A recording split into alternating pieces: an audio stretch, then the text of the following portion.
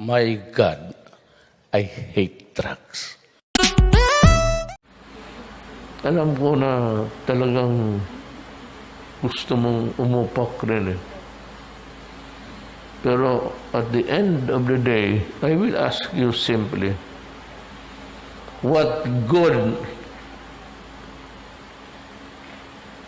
did it do for all of us and for our country? Alam mo, sabi ko, hindi talaga maiwasan to. I remember may 4 na pulis na napatay ng army in a misencounter talaga. Misencounter. And so there were so much recriminations from different units that I was also bothered. I was looking for a way how to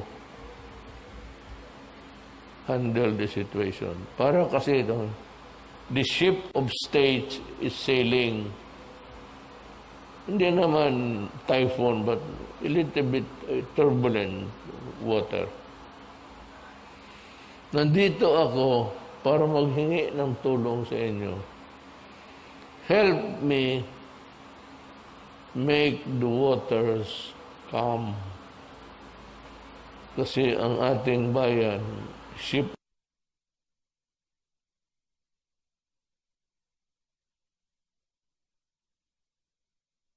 of state is sailing in that area. Nung ang pulis ang namatay, 4, I'm not comparing, I'm just saying what I did. Nung nakita ko medyo mainit, kayo, you were there in the command conference. I'm sure. Kung ano sinabi ko sa inyo, I do not want to hear anything about that incident at all. Mahirap kasi na ng istorya ng patayan ng mga tao mo. It's not a good one. So, nakalimutan na yon.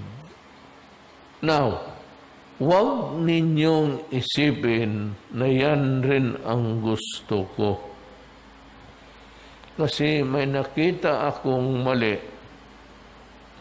Mag-neutral na lang ako sa salita ko. But misgivings about the whole thing. But pending the release or pending the invitation of the NBI, we all must just keep our silence.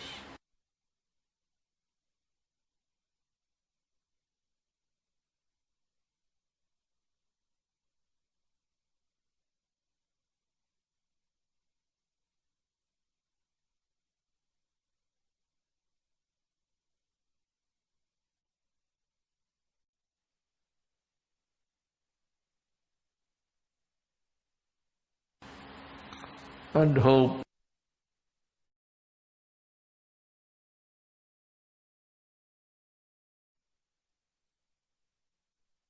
that the NBI would find the truth for us. Trabaho nila yan. At, yes, sir. Trabaho nila yan. And I'm sure that they would not fail me. Kilala ko itong mga to sila. Matagal na ito sa ano. Sabi ko, get the truth. Huwag mong sobrahan, huwag mong kulangan. Yung totoo lang. Because it will save us the trouble. You bungle everything at marakita na nasilip sila na hindi totoo or a concocted one, we cannot control the trouble. Kayo na lang ang barilin ko para matapos.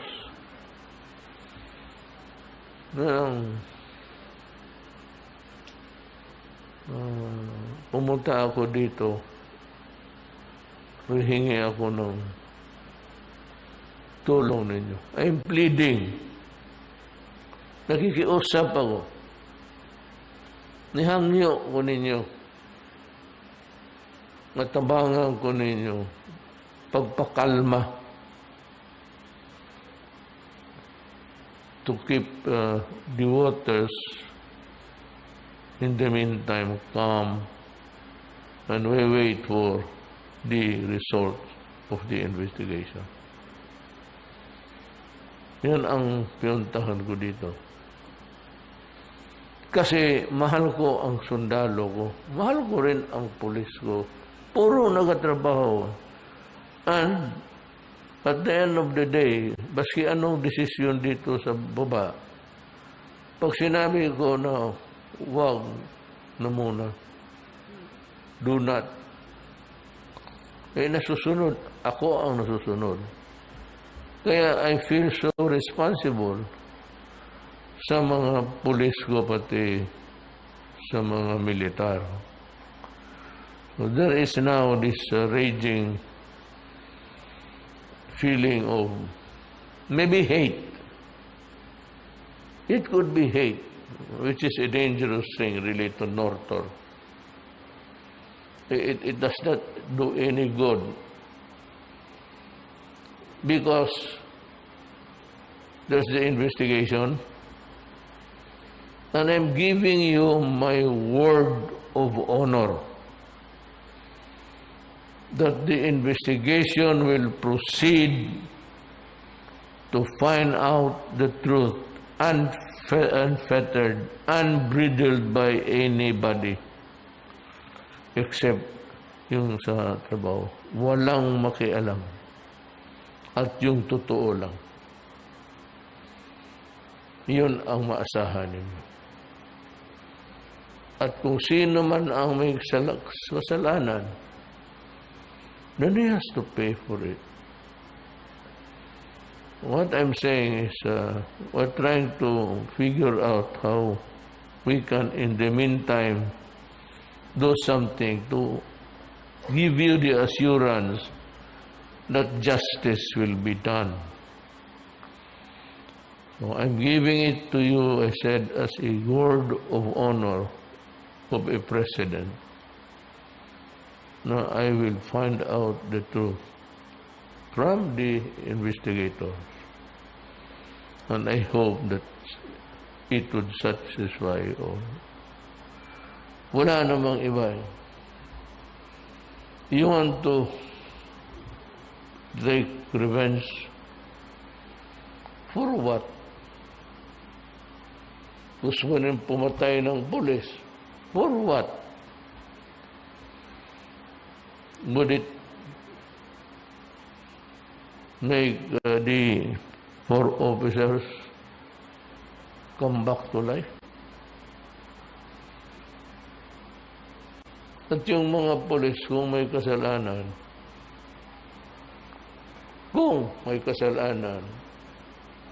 hindi hintayin natin. At pagkatapos, they will be prosecuted. Either a court-martial or a regular court. Wala akong pakialam. I said, I do not. Matanong ninyo baski sino, baski kayo mga opisyal. There never was a time na may hiningi ako na pabor na ganito. Ilakad ko isang tao. Diyan si Delphine Lorenzana, kilala kami nun. Major pa yan siya sa na-assign sa Scout Ranger Regiment sa Davao. Kung On the level talaga yung trabaho namin.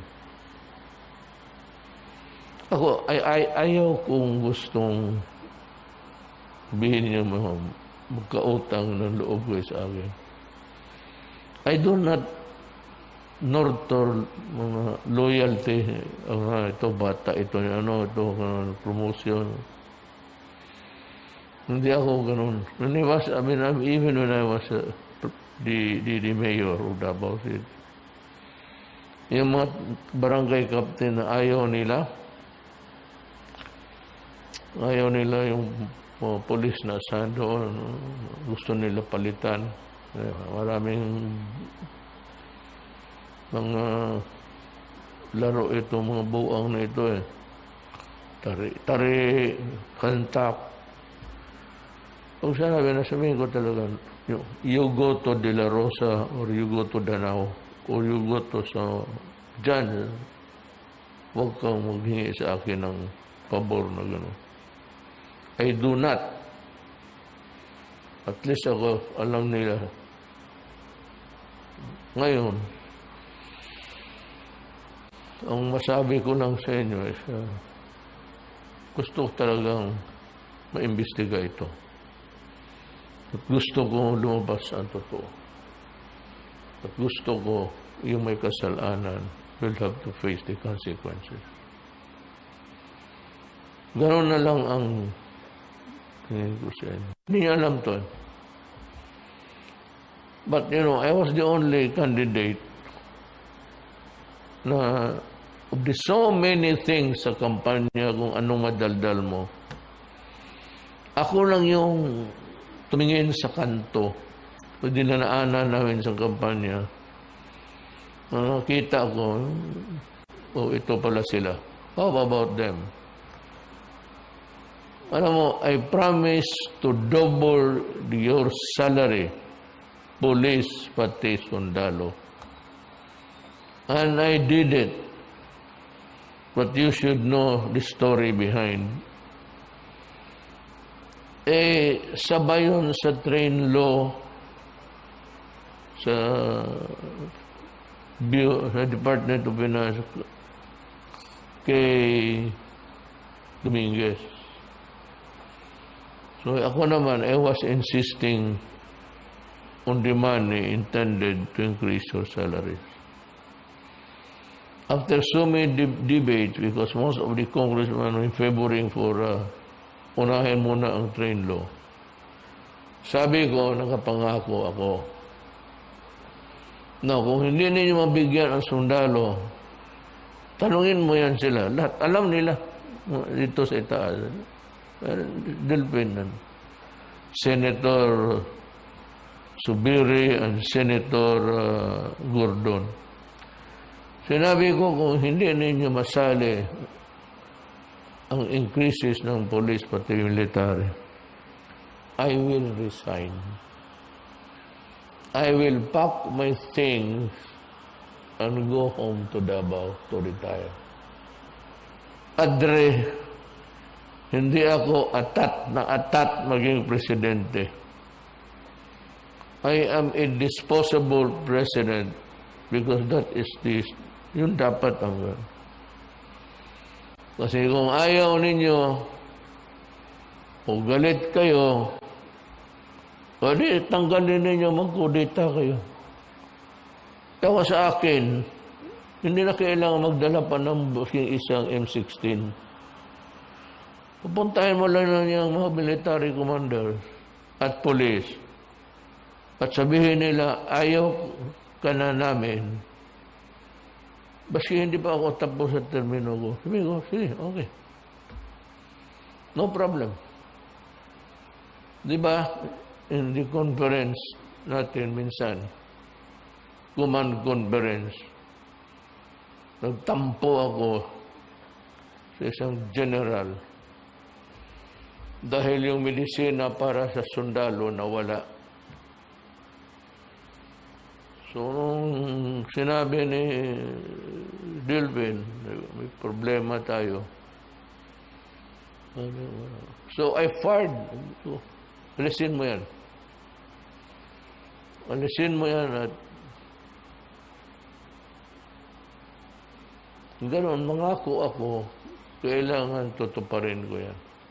And I stand by my word. Yung mga ganon na sundalo, lahat na hiningi, not because na nakikiusap ako ngayon para sumunod kayo sa akin, no. I leave it to your individual conscience tonight. When I leave, think for yourself. Do not think what I have talked to you about. Hindi ako nang ano. Pero sundalo, lahat ng hiningi ninyo sa ospital, baskis, binigay ko. Meron kayong 50 million a month dyan sa hospital niyo. Yun namang 50 million sa Viluna, doon sa AAP Hospital. Buwan-buwan yan. Nandyan yan. So there will never be a time na sabihin nila na ubusan kami ng medisina kasi nandyan yung 50 million a month.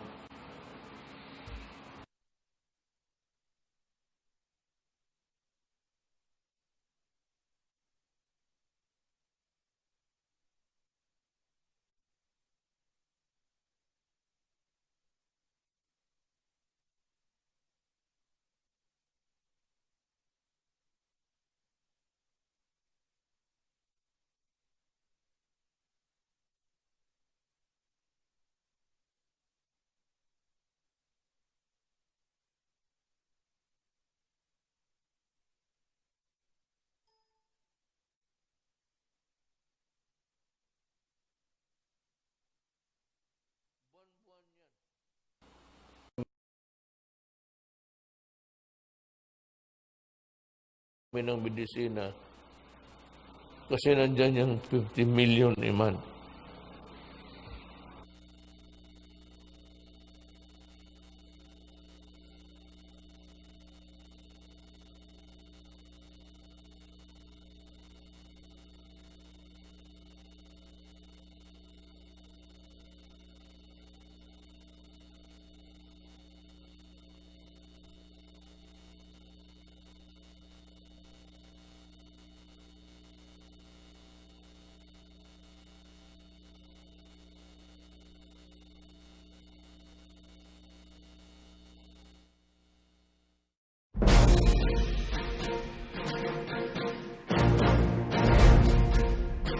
Kanila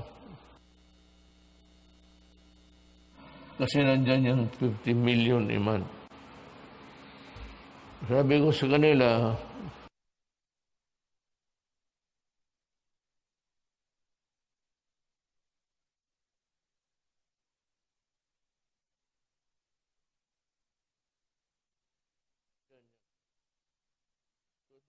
never be a time na sabihin nila na ubusan kami ng medisina kasi nandyan yung 50 million a month.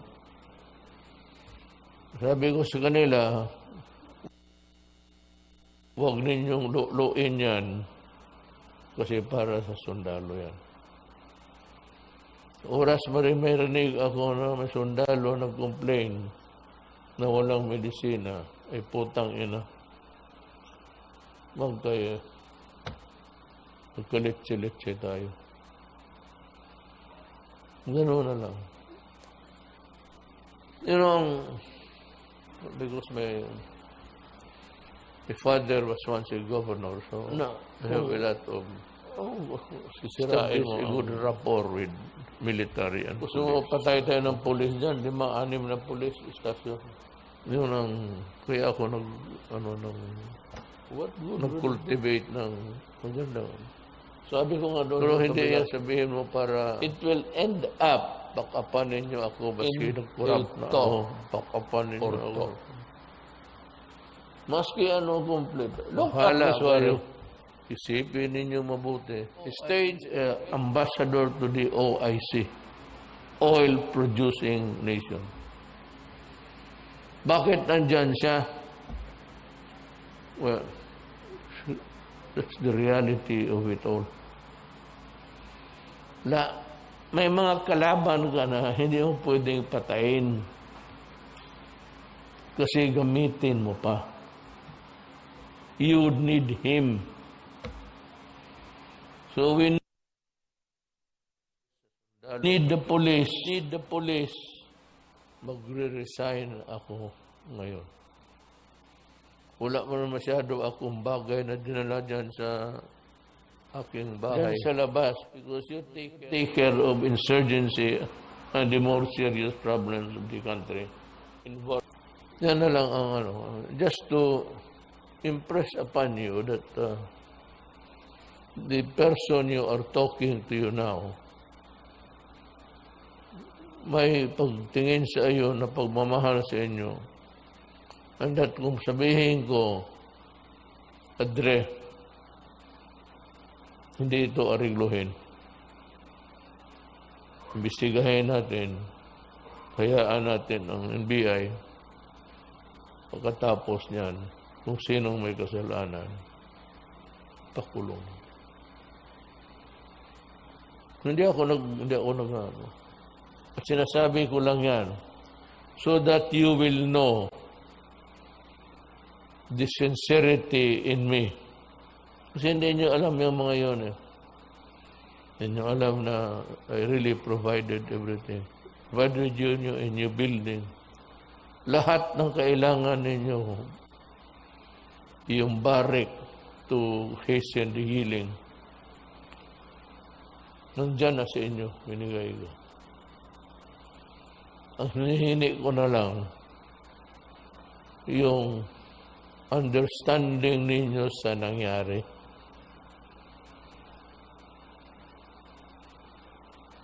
Na kung sisirain mo ang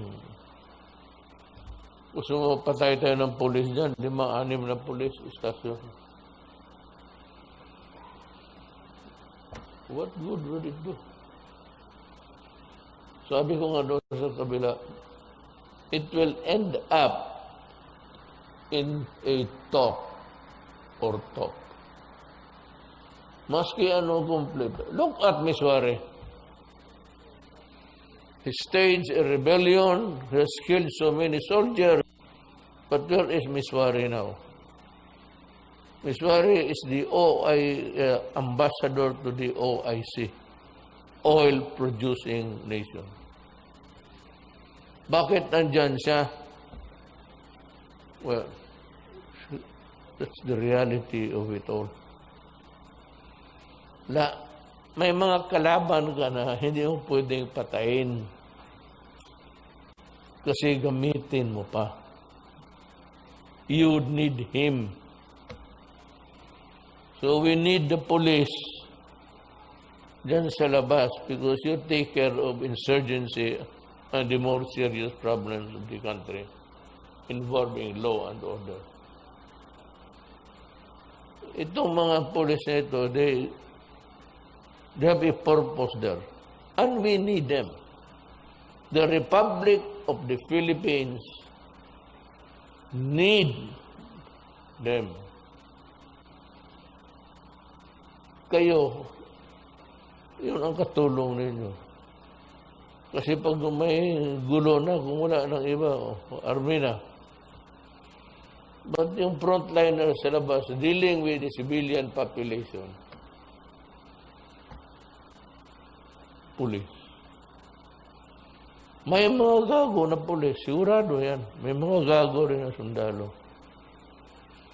So, kaya I am not ready to condemn anybody.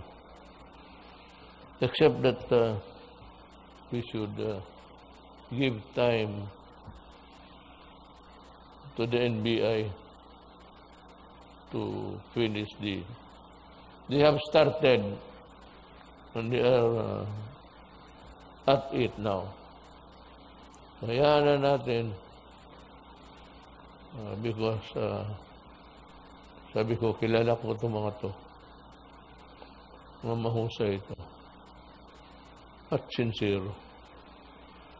So yun lang, ang pinunta ko dito is to make a plea. Hindi dahil yan sa pag-distribute ng ayaw ko nga sana kung nalaman ko kasi may isabihin ako sa inyo. But anyway, baski sana ako pumunta. Baski sa Jolo, kung saan. Dala-dala ko talaga yung parigalo ko sa... Walang ibang presidente ng Pilipinas na lumingon para sa inyo. Totoo yan. Yan lang sweldo, pati yung mga equipments ninyo sa ospital. Pati yung medisina para sa gamot. Yun ang and it's not because na magpapalakas ako. Bakit ako magpapalakas sa trabaho mo na? Police would also need you. They cannot handle the insurgency problem.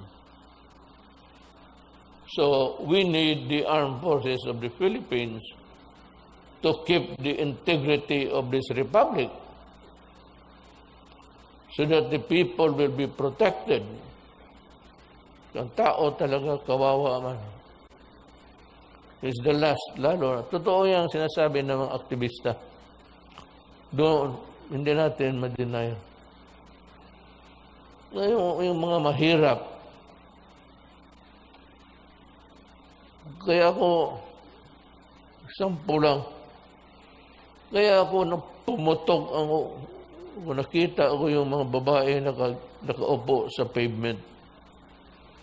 Tapos, dami ko ano to, pagbabasa ko. Naghihintay ng walang putang ina. You better solve that problem. Give them shelter and give them food. At binigay ko kay General Anyo. Hindi ba kayo nagtaka? Nung sabihin ninyo na palakas ako sa military. Tingnan mo yung cabinet ko. Kalahati, puro retired general. Kalahati ng cabinet member. Predominantly dyan. Ang Bisaya dyan, 2 na lang. Si Briones pati ako. Karamihan sundalo, sila Delphin. May pinauwi ko si Delphin nung presidente ako. Kasi kilala ko nga. Di ko tulungan mo ako. Nauna talaga kayo.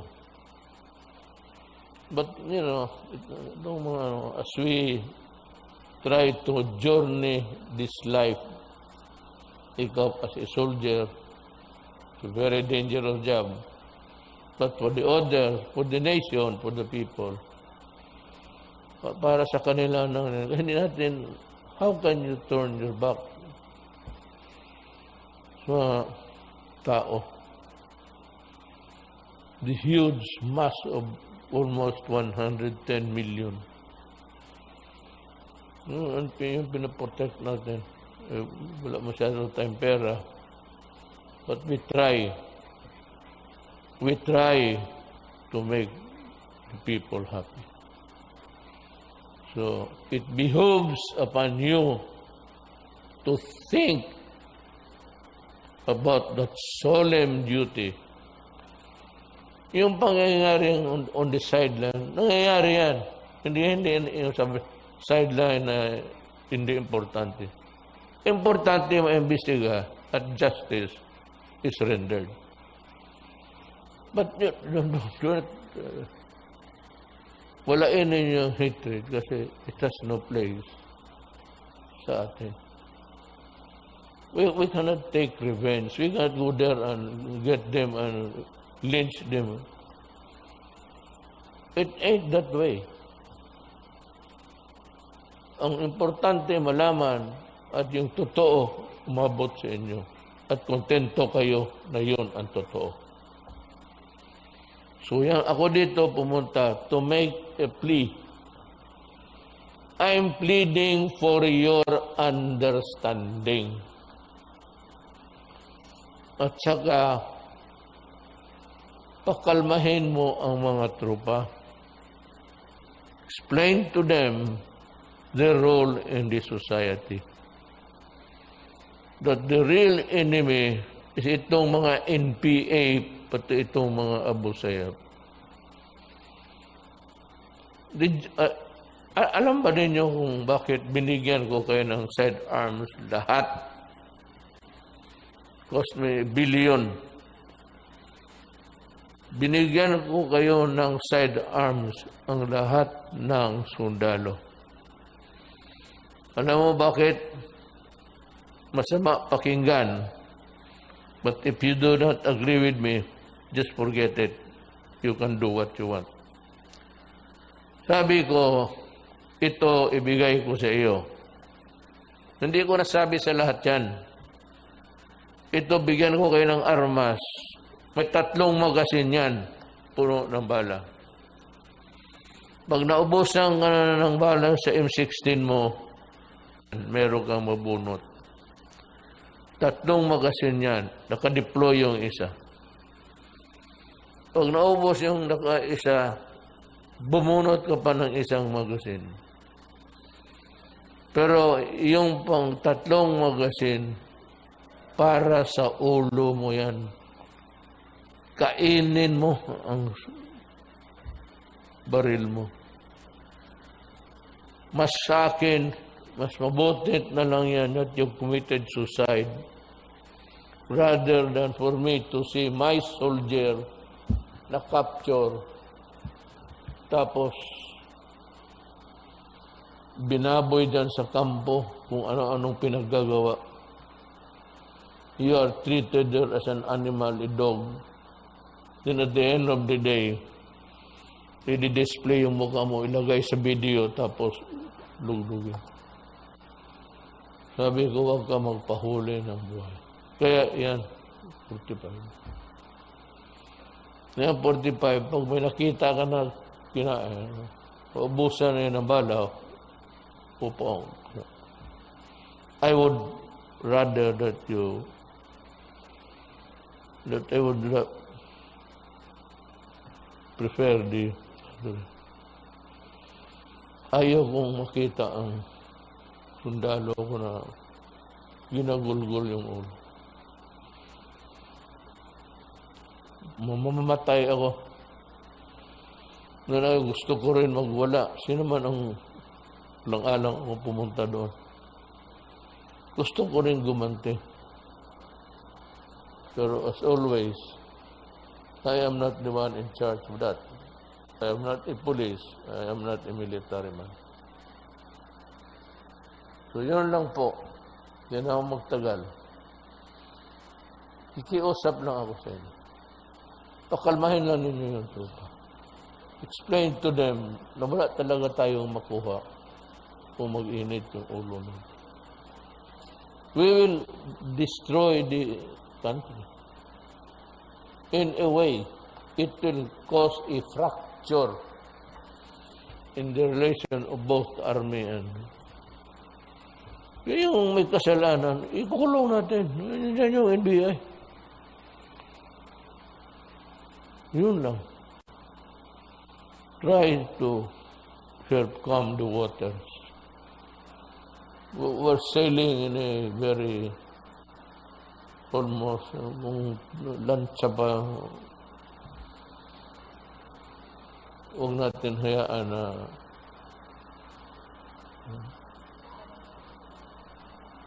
so I'd like to thank you from the bottom of my heart that you are here to hear me, at least giving me a chance to talk to you and pleading that we solve it the way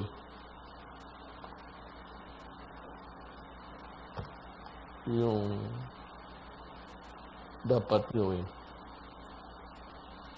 Maraming salamat sa pagdalo ninyo dito. And I hope to see you one of these days. Thank you. Thank you very much, President Rodrigo Roa Duterte. We are very honored with your presence.